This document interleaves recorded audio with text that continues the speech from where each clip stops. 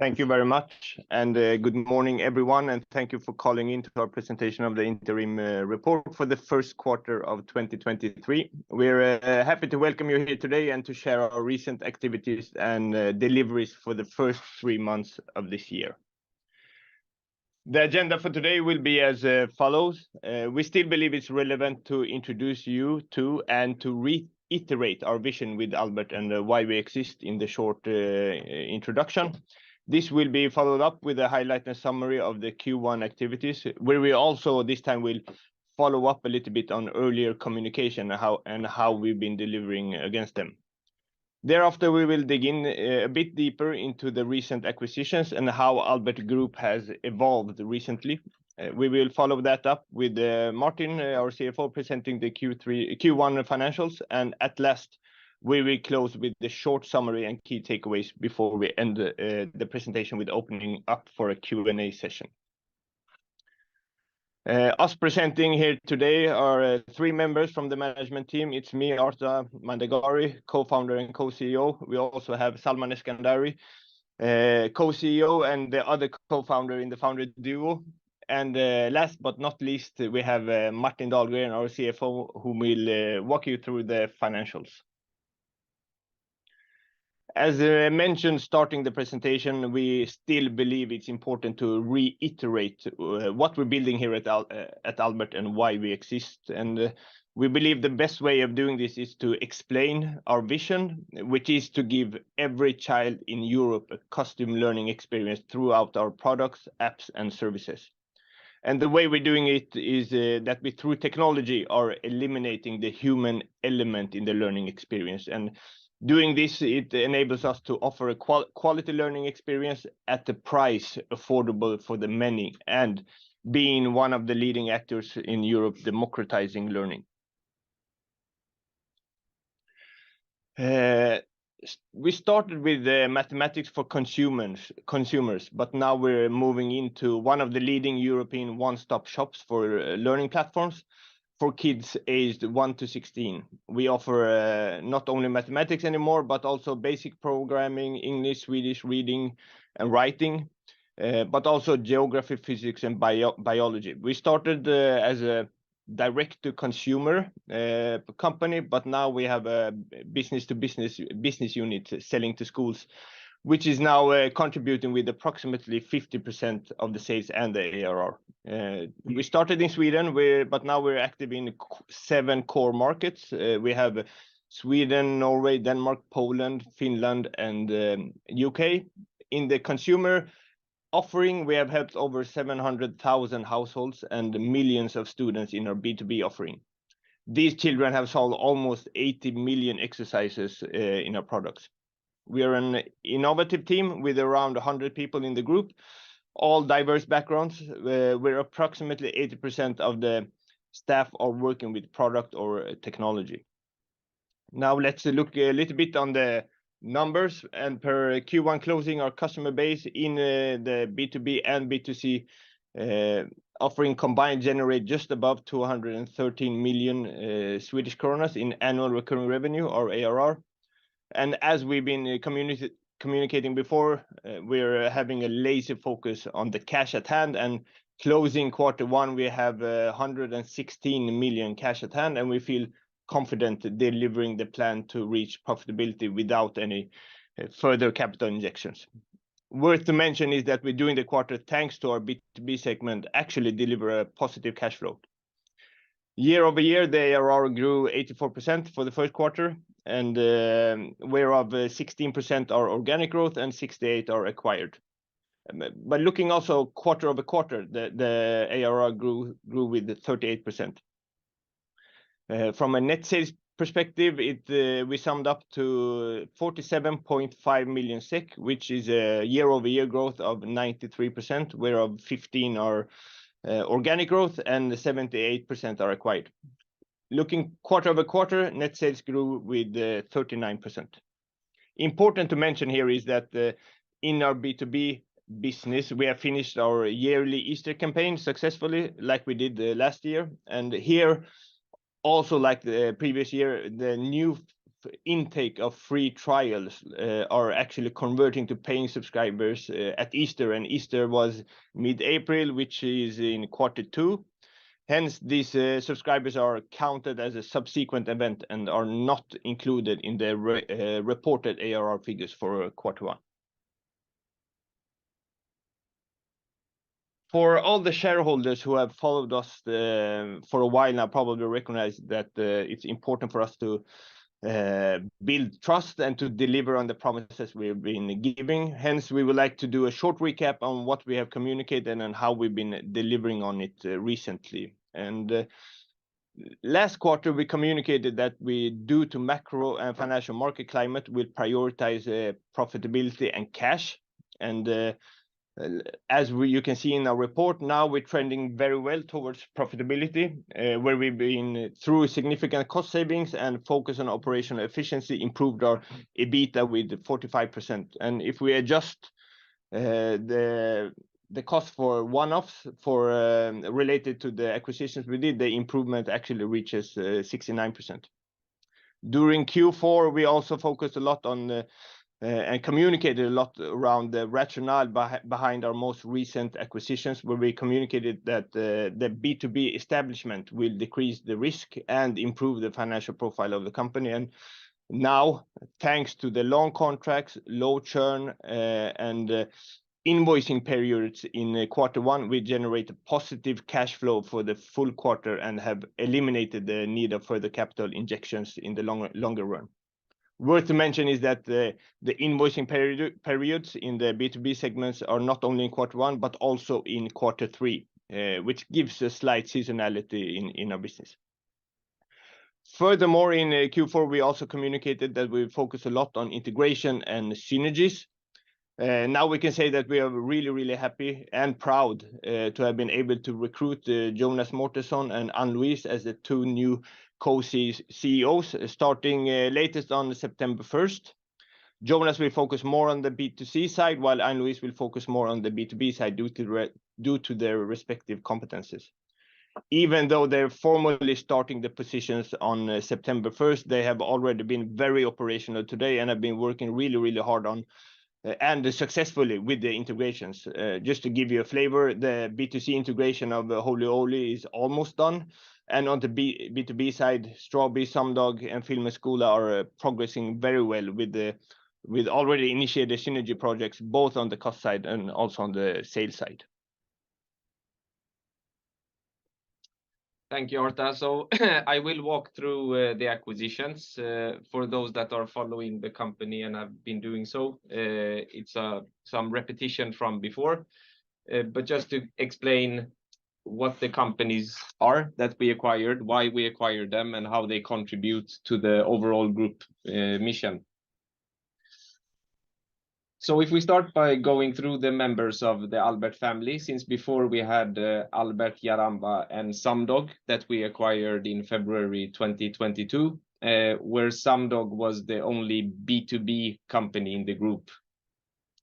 Now in this transaction, we added 3 companies, Swedish Film with their platform Filmskola, Strawberry and Holy Oly, and where it's a significant majority on the B2B side when it comes to net sales. So Filmskola offer educational movies and feature films through a streaming site. They are present in 65% of the schools in Sweden and also offer a content type that we were lacking in the group since before. So video content, educational video content. Strawberries offers educational toys for schools to learn basically hands-on STEM. So using straws, you build up different mechanical objects, and you can also program them to make them move or basically learn mathematics, programming, engineering.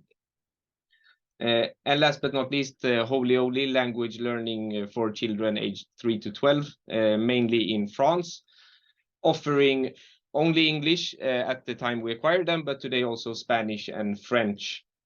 So as you can see, what is really common across all the group companies is that we target basically the same ages for children.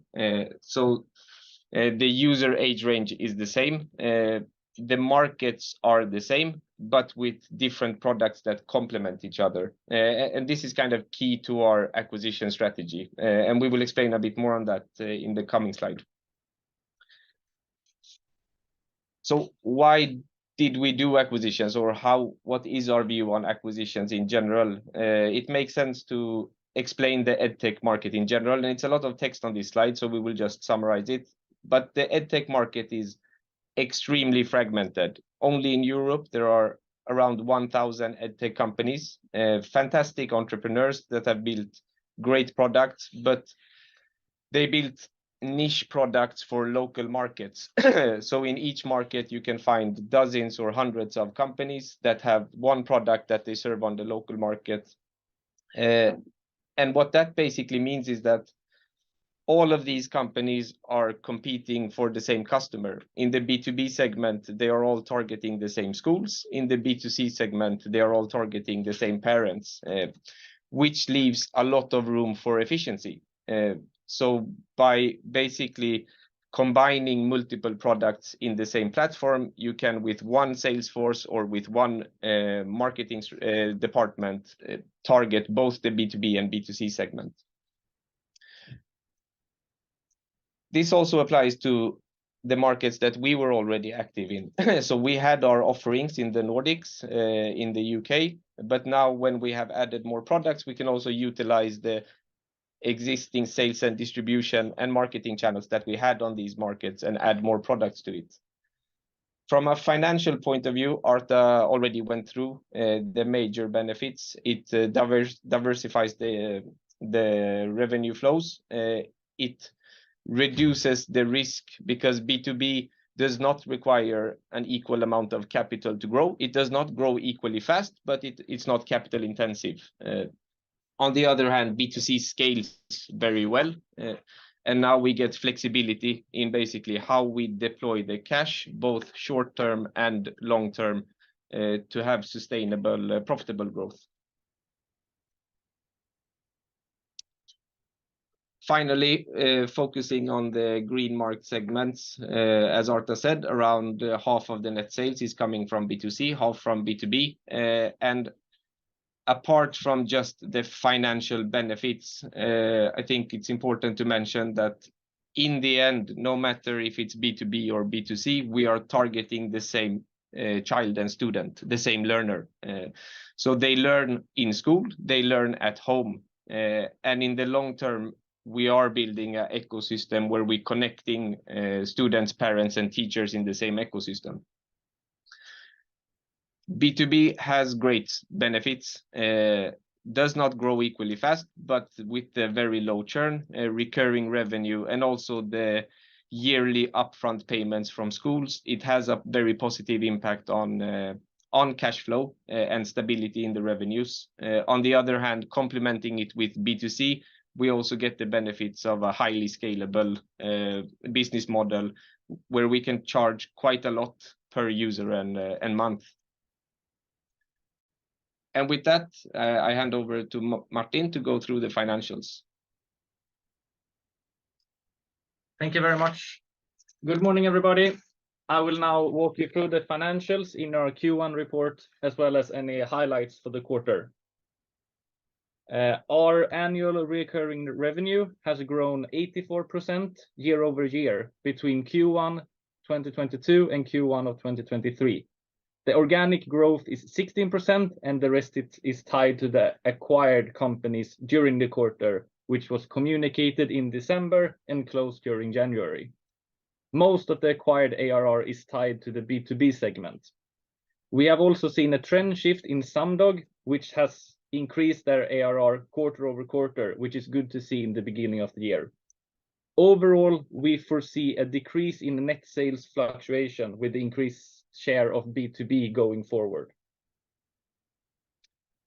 And if we look at our net sales, net sales for the isolated quarter grew from 24.6 to 47.5 million SEK, which is a growth of 93%, of which 15% is organic and the rest is acquired. The net sales is therefore primarily driven by the acquired companies, and most of the increase is tied to the B2B business, both in Sweden as well as abroad. There have been some slight negative effect in the Norwegian crown during the quarter. Based on the seasonality in the B2B business tied to their yearly subscription, most of the net sales for the year in our acquired B2B businesses are already secured for the full year, which is very pleasing to see. Here, I just want to highlight the adjusted gross margin as well as our reported EBITDA. The adjusted gross margin came down quite a bit during the quarter, which is tied to the new service mix from the acquired businesses, which have slightly more license content than our B2C business. I do here, however, again want to reiterate, which was stated in our prospectus, that in mid Q2 of this year, we will no longer pay any royalties for our Albert Junior product, which is our most popular product. This will, of course, have a positive impact in our adjusted gross margin going forward. The reported EBITDA is negative 10.2 million SEK for the quarter. This is greatly improved by both cost saving in our business as well as a positive contribution from the acquisitions that was completed during the quarter. This is in line with the shift toward profitability that we have stated in previous reports. We have also had a one-off of minus 3.1 million SEK tied to the acquisitions in the quarter. So if we adjust for that, our adjusted EBITDA is minus 7.1 million SEK. Here we just want to showcase the reported operating result and what is added back to our reported EBITDA.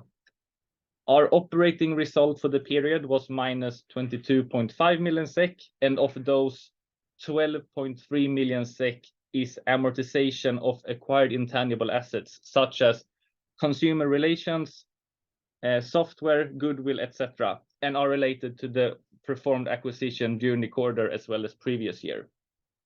We have also during the quarter have had a positive cash flow from operating activities, which is tied to the seasonality in the acquired B2B businesses, where the majority of their sales are in the first quarter of the year. Our net working capital is also showing a healthy figure, where the B2B segment is receiving upfront payment for yearly plans, and this is a trend that we will see continue going forward. Thank you.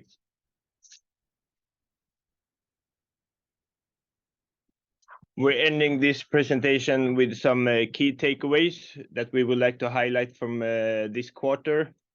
Firstly, we would like to state that we're delivering a very solid quarter where we take a clear step towards our financial goals, especially from a profitability perspective, where we're improving EBITDA significantly. And thanks to the 50-50 split between B2B and B2C and the long contracts, low churn, and the invoicing periods in our B2B business, we are generating a positive cash flow for the full quarter and have eliminated the need of further capital injections in the long run. Also, we would like to highlight that all integrations are going very well and according to plan. And this is thanks a lot to our new recruited co-CEOs, Anne-Louise and Jonas. And with that, we would like to thank you very much for listening in to this conf call, and we open for the Q&A session now. Thank you so much for the presentation here. I think we'll go right ahead and start with the questions. The first quarter has been marked by strong sales growth. What has contributed to that? Yeah, I can take that question. Like Martin said, it's a lot due to the acquired businesses and mainly to our B2B segment. And like we mentioned in the report, our B2B segment has a bit of a seasonality with the two major invoicing periods. The first one is here in the quarter one, and the next one is in quarter three, which are mainly the periods where the schools actually start after holidays. So this helps the sales growth a lot. Your recurring revenue increased by 84%. What will you focus on going forward, organic growth or acquired growth? Well, I mean, looking year over year, we will probably see a strong ARR growth throughout the full year, we would like to say. But looking more quarter over quarter, it would not be as aggressive growth as, like we mentioned, we're focusing more on profitability and investing a bit more into the B2B segment, which grows stable, but not as fast. And this will probably result in we have a much more focus on the organic side of the business. Thanks.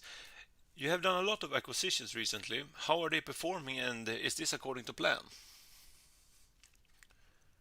Yes, short answer is that all are performing according to plan. But here we believe it's important to highlight the progress of the integrations. I mean, from a business point of view, they're all performing according to budgets and delivering what we expected that they will deliver. But from an integration perspective, we believe it's we have to say that they're going very smooth. We have fantastic entrepreneurs in those companies, and with the very strong focus and high engagement from Jonas and Anne-Louise, we would like to highlight that integrations are going very well and according to plan.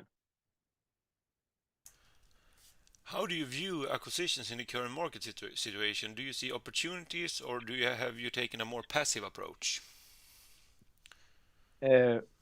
Having done 3 acquisitions recently and looking at the current market conditions, the natural answer is that acquisitions do not have the same level of priority now that they had before. However, our fundamental belief in driving growth through both organic and acquisition in the edtech industry remains. As we explained previously, it's a very fragmented market. These relationships take time to build, so we will continue to build relationships with entrepreneurs to maintain those relationships. But looking at the current market conditions, our valuation, and the importance of keeping the cash at hand, we will not prioritize doing more acquisitions, but rather focus on integrating and gaining synergies from the already done acquisitions. What will be the next important milestone the next coming 12 months? So now we appointed Jonas and Anne-Louise as co-CEOs of the company starting September 1st. We have done these 3 relatively large acquisitions during Q1. It will be very important to get the new management in place and also to actually start. So now we have done the analysis during Q1.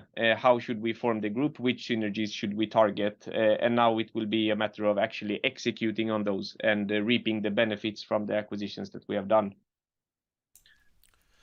Can you please elaborate a bit on the climate on marketing? Do you see any difference in customer acquisition cost / loan to value? And have you noticed that the price for marketing has gone down during the quarter? Yes, I think we actually elaborated, or we had a hypothesis that we communicated in the Q4 that usually when this kind of financial crisis come up, many of the consumer-heavy companies actually withdraw their marketing budgets, and this usually result in less competition on ad spaces. And this is actually something we've seen during the Q1. We have had a Easter campaign. It's not shown in the ARR because it's a subsequent event, like we mentioned. They will convert to paying in Q2, but we had a very high intake of new customers at the very good KPIs from a customer acquisition cost perspective. So yes, summarizing it, we are seeing less competition on ad spaces, which drive down prices on the CPM level, and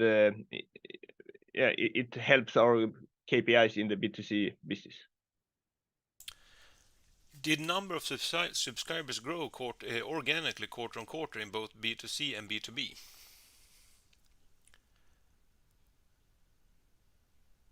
On the B2B side, yes, we like Martin mentioned, we have a positive trend in Sumdog where we actually growing the business. This is something we have not been successfully been able to do previously, but now we're doing that, so that's very positive. We're growing it. On the B2C side, Not really, because like we mentioned, the high intake of new free trials during the quarter, they will not be converting to paying subscribers until after Easter, which is in Q2. So reported subscriber numbers in Q1 on the B2C side are not showing growth, and the reason is because they're converting to paying subscribers during Q2 instead. Thanks. Could you elaborate what kind of efficiency measures you have taken to save costs, and how does this impact your business? Yes, I mean, primarily, if you have been following Albert for a while, you know that the majority of the cost in the P&L has been from marketing.